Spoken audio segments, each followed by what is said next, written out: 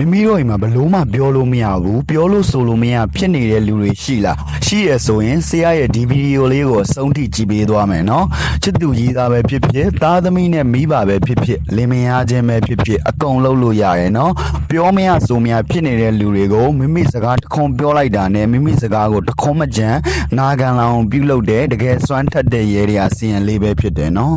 ယုံကြည်သူများအတွက်သာဆရာအနေနဲ့မျှဝေပေးခြင်းဖြစ်လို့မယုံကြည်တဲ့လူတွေကကြော်သွားပြီမယ်နော်ဆရာကတော့ဖေးရင်ရရနဲ့စီရင်စီမံကောင်းတွေကိုအထူးတလဲပြုလုပ်ပေးနေတဲ့ဆရာကြီးဦးအောင်မောင်ပဲဖြစ်တယ်နော်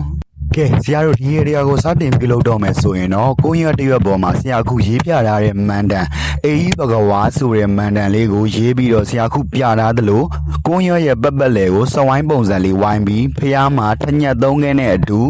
ကတ်လူပူဇော်ပေးရမယ်နော်အခုချက်ချင်းလို့အခုချက်ချင်းစွမ်းထက်တဲ့ရေရာလေးဖြစ်လို့ခုချက်ချင်းပြုလုပ်ပေးမယ်နော်အားလုံးကိုကျေးဇူးတင်ပါတယ်